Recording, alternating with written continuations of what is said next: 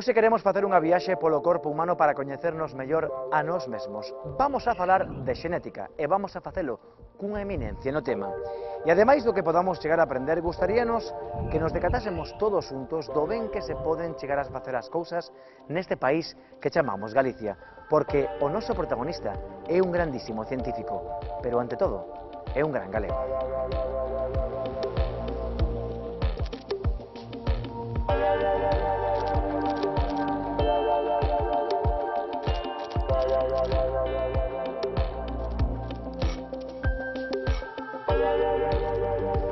Doutor Carracedo, que é o xenoma humano? Pois o xenoma humano é como un grande libro que contén todos os nosos xenes, que son os capítulos do libro que teñen instruccións, e que témola todas nós en todas as nosas células, e que ten información de todo o que somos desde que nace a primeira célula hasta que chegamos a ser como somos, físicamente. Psicolóxicamente, en outras cosas tamén o ambiente lóxicamente influye. Pero é boa maneira de entendelo como se fora un libro que está contido en 23 volúmenes que lle chamamos cromosomas, e que todas as letras do libro son moitas, son 3.300 millóns, pero nada máis son 4, o alfabeto é de 4 letras, e todas as palabras son de 3 letras, e o bo é que as podemos ler. Así é o xenoma humano. E canto sabemos dese libro? Bueno, podemos lelo, que xa foi un avance, incluso hoxe en día é posible lelo enteiro, de calquera persona, se non é tan caro como era, pero ainda non sabemos moito. Sabemos cantas letras ten, sabemos máis ou menos cantos genes temos, pero ainda non sabemos a función da mitade deles, máis ou menos. Pero vamos entendendo pouco a pouco, pero falta moitísimo por entender. Eu, doutor Carracedo, cando escoito falar de cromosomas, vénseme á mente unha imaxe que forma parte da miña infancia, e seguro que tamén a de moitos galegos, que é esta.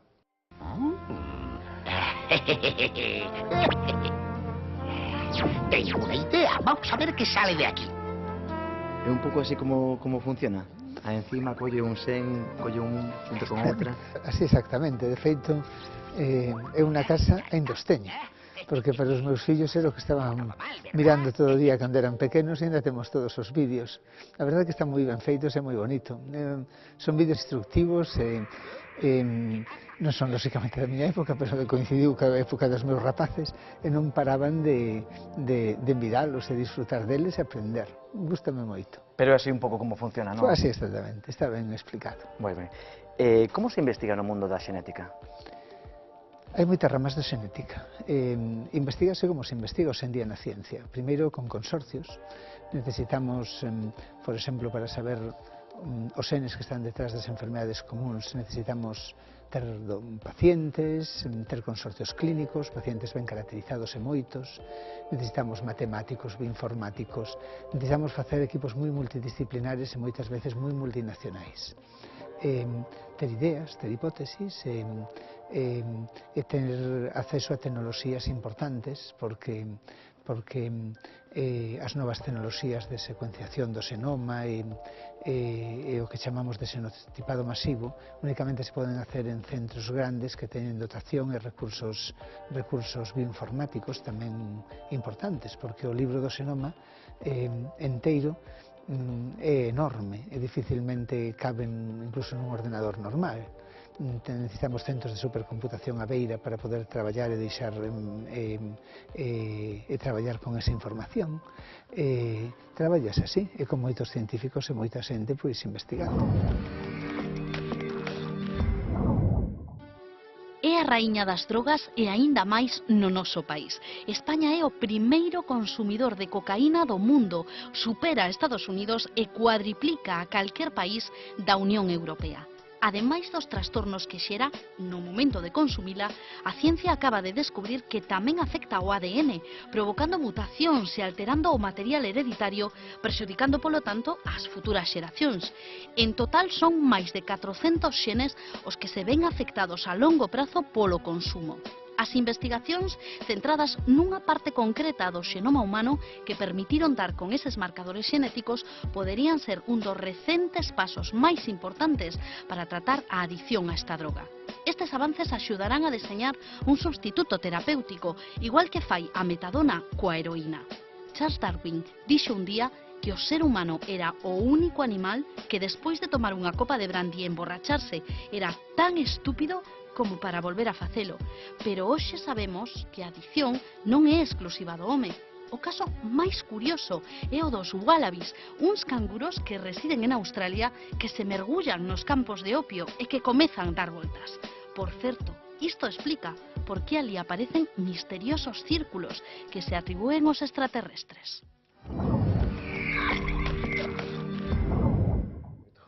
Vamos a poner este vídeo.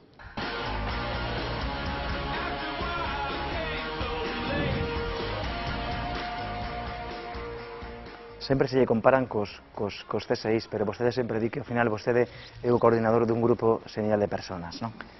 Vamos, todo o mundo sabe que estou moi orgulloso do meu grupo e traballamos en moitas áreas diferentes, pero fundamentalmente en dúas, unha que é a xustiza, o que chamamos xenética forense dentro do Instituto de Medicina Legal, e outra que é a clínica.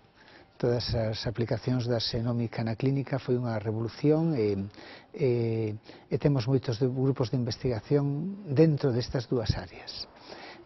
A parte forense que é a que máis chama moitas veces a atención aos medios e foi ademais a primeira grandísima aplicación da xenómica que revolucionou moito a medicina forense por completo, porque de repente de non poder saber prácticamente nada dun pelo, por exemplo, poder identificar se viña dunha persona determinada, isto cambia moitas cousas. Isto pudo ser posible cando alguén foi capaz de ver que en algunhas páxinas do libro do xenoma temos grandísimas diferencias entre nós.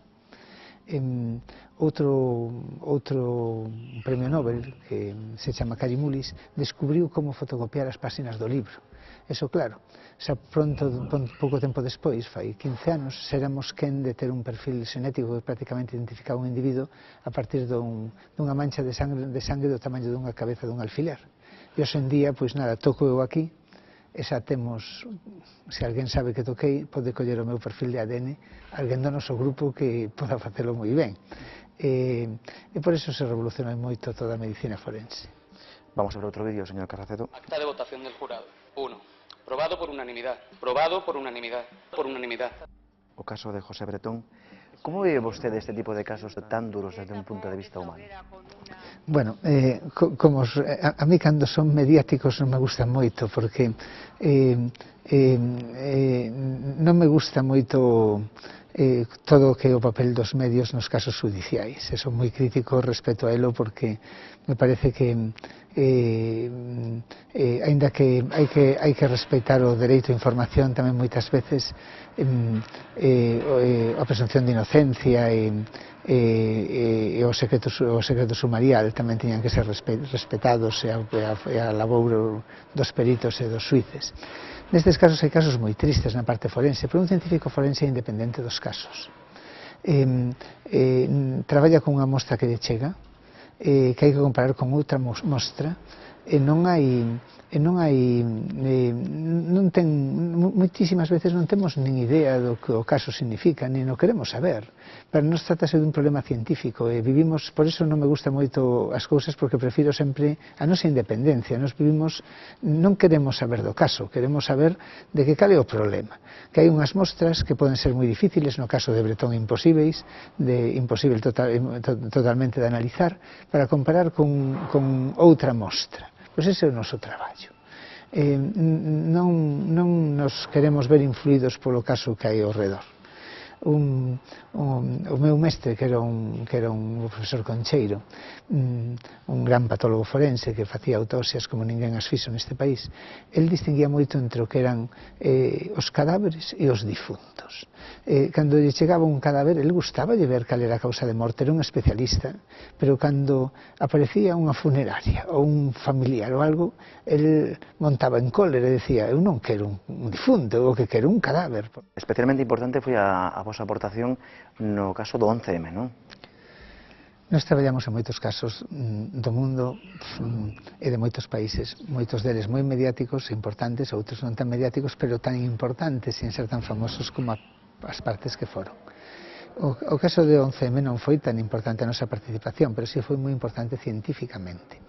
Científicamente foi importante porque foi a primeira vez que se aplicou o ADN para saber a orixe xeográfica dunha mostra, que é unha aplicación que despois foi empleada para outros casos tamén relevantes para os cidadáns e para a xustiza e mesmo para os países, como foi, por exemplo, a Operación Minster no Reino Unido, que foi un caso de violación en serie, donde foi moi trascendente a identificación do orixe xeográfico do criminal que cometía as violacións seriadas, non? Vamos con este vídeo, doctor Carracedo. ¿Puede ponerme con la comisaría de policía? Le paso. División de Lincoln Heights. Hola, A actriz Angelina Jolie o pasado ano se someteu unha doble mastectomía para reducir a súa posibilidade de sofrer un cancro de mama. A xenética ten, de logo, moito que dicir no mundo das enfermidades, non? E tanto, nós na nosa Fundación de Medicina Xenómica do Sergas temos máis de 30.000 doentes por ano, que son remetidos por todos os especialistas únicamente do sistema do Sergas, non digo este fora, non? Entón, claro que ten moitísimas aplicacións. Eso, unha revolución menos coñecida polo gran público, pero igualmente o máis importante, é algo que aconteceu na medicina clínica. As enfermedades hereditarias, que son moitas, normalmente non tan frecuentes, máis ben a maior parte raras, pero son máis de 6.000. Hoxe en día podense diagnosticar prácticamente todas. O cancro, de repente, é moi importante saber que lle pasa ao xenoma para poder diagnosticalo e tratalo de forma axeitada e saber o pronóstico. Todo cambiou na medicina xenómica e ainda está por cambiar máis. Un caso é o que comentas de cancro hereditario. Particularmente son importantes os cancros de mama hereditario e de colon hereditario. Representan un porcentaxe dos cancros de colon e mama. É importante o diagnóstico xenético para aqueles pacientes ou familiares que queran facelo, porque isto hai que respetar sempre o dereito de saber e de non saber, e logo tamén hai que respetar as medidas que eles decidan tomar.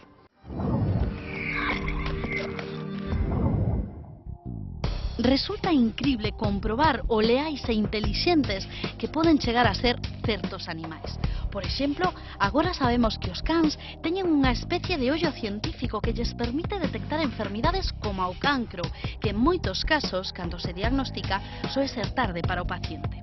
Pero a ciencia atopou un aliado que permitirá avanzar a hora de realizar diagnósticos con maior antelación.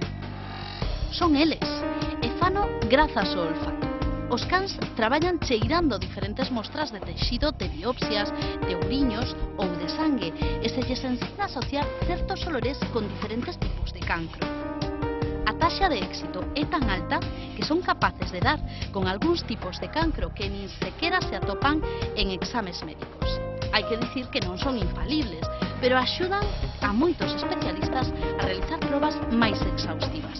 Ademais, o cancro non é o único que poden detectar. Dende hai tempo, os cans axudan a quen sofre diabetes, xa que poden detectar cambios nos niveis de azufre e tamén son un grande aliado para os nenos que padecen de apnea do sono, avisando aos seus responsables cando o neno deixa de respirar. En definitiva, que a ciencia demostrou ata que punto pode ser certo iso de que son os mellores amigos do home.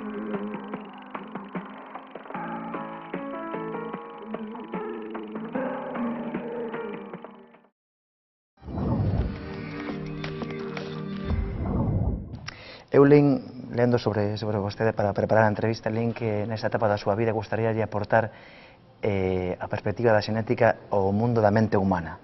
É certo eso? Sí que é certo porque dame a impresión de que, bueno, traballamos moito nas enfermedades, e hai moito máis que habería que traballar e moito máis habería que investir en ciencia para poder saber o que acontece nas enfermedades, pero particularmente importante penso que son nas enfermedades psiquiátricas, porque foron tradicionalmente as grandes esquecidas, e o motivo un poquinho ten que ver con que non sabemos ben a importancia que teñen, a frecuencia que teñen polo tema do estigma. Moitas veces igual que un neno ten hasta un cancro ou unha fractura, estos xa se di, ainda que teña un cancro, pero se non digo unha enfermedade psiquiátrica grave, unha anorexia, se é mellor que non se diga. Entón non nos damos conta moitas veces da realidade que hai. E se non hai presión social, non hai presión económica, nin as farmas lle gusta traballar, nin os gobernos poñen cartos para facer. Entón, xenéticamente son interesantísimas porque teñen un componente xenético moi importante. Moi ben, vamos ao seguinte vídeo, Dr. Carracedo.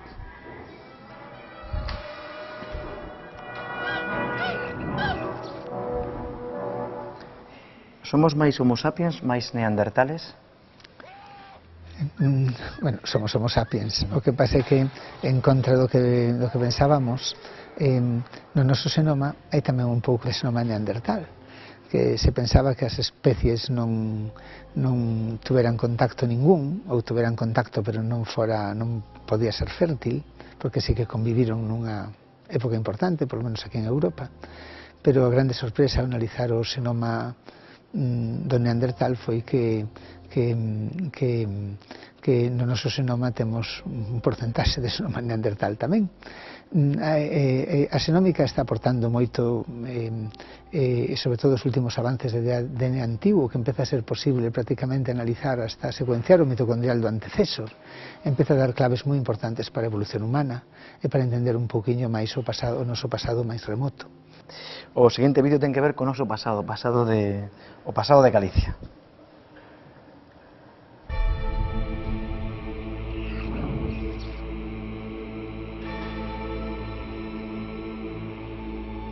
Ten a nosa comunidade un pasado celta?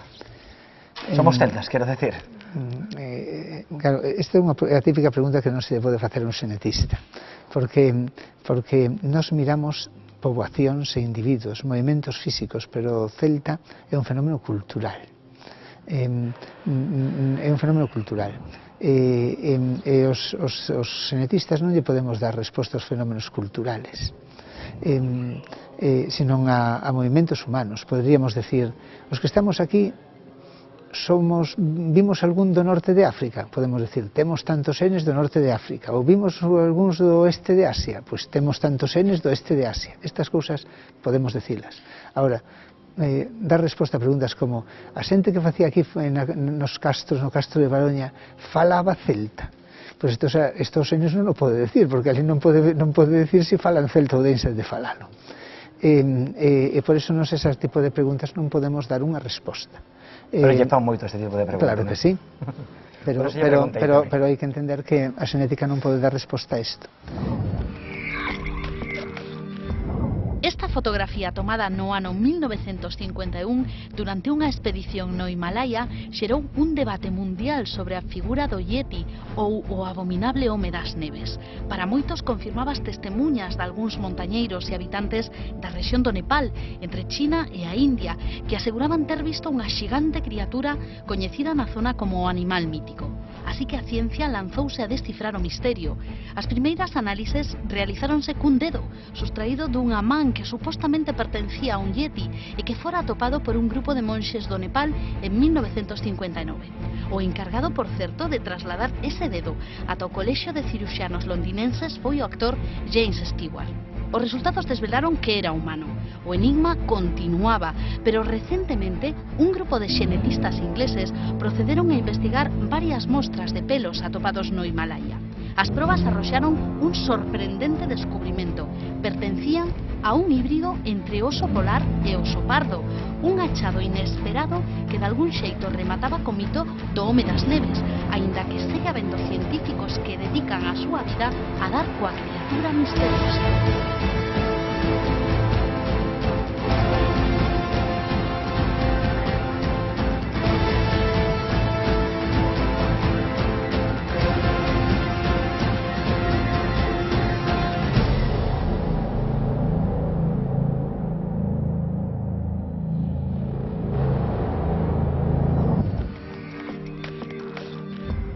hai un xen puramente galego?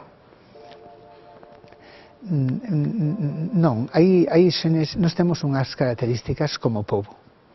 Todas as poboacións que tenderon a estar illadas teñen máis características como pobo, como poboación xenética, que lle chamamos. Galicia está bastante illada, ou estuvo tradicionalmente, porque tuvo tradicionalmente pouca inmigración e moita emigración. Entón temos características xenéticas propias. Temos algúns xenes que prácticamente, ou variantes que únicamente existen aquí. A non mistura é mala para os povos, desde o punto de vista das enfermedades. E nós somos un pobo que non nos misturamos moito, por eso temos ás veces unhas enfermedades xenéticas un pouco máis frecuentes que en outros sitios. Xa que falabas do cancro de mama, por exemplo, temos aquí unha mutación que afecta a un xen, que é o BRCA, que a xente que ten cancro de mama hereditario, que son o 15% da xente que padece cáncer de mama, a mitade deles teñen esa mutación, que non hai noutro lugar do mundo. É daqui. Unha cousa mala que se popularizou. Hai outras boas que seguro que se popularizaron moito máis, porque eu estou moi orgulloso do noso povo. Moi ben, vamos a ver un último vídeo.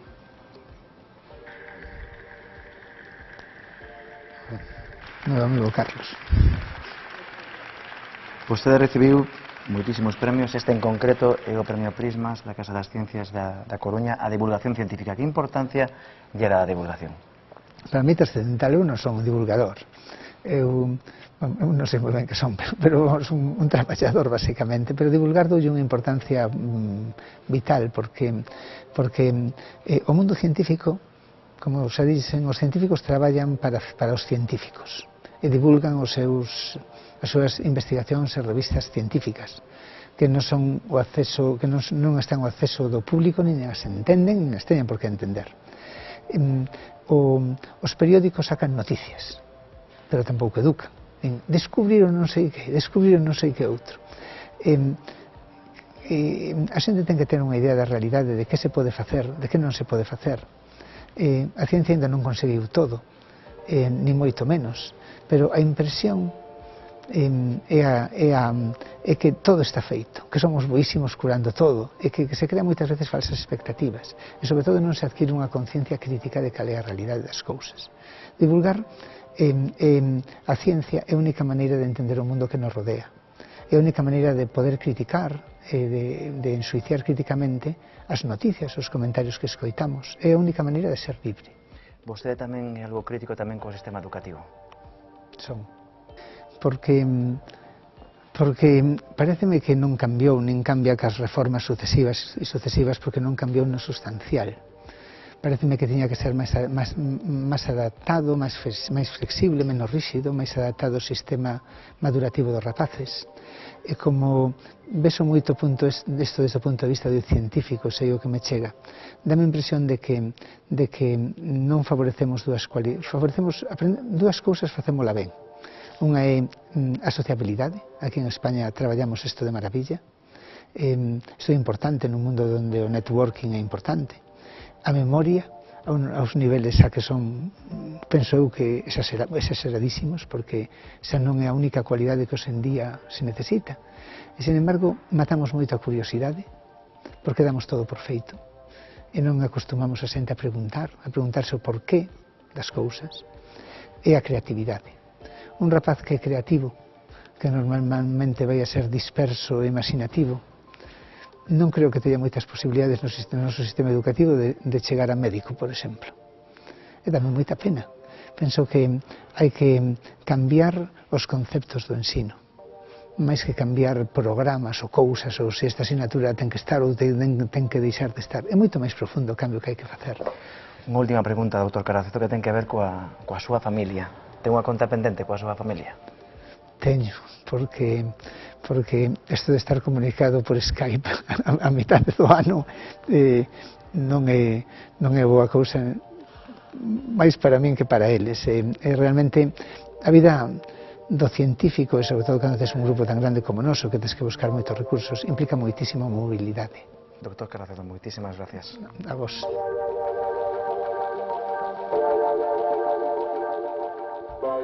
Despedímonos cunha cita que seguro lle vai a facer moita ilusión ao Dr. Carracedo, porque sempre di que é o lema da súa vida. Di así: mira a estrela, trata de acadala, non importa que este lonxe. É dicir, que se tes un soño, loita por el.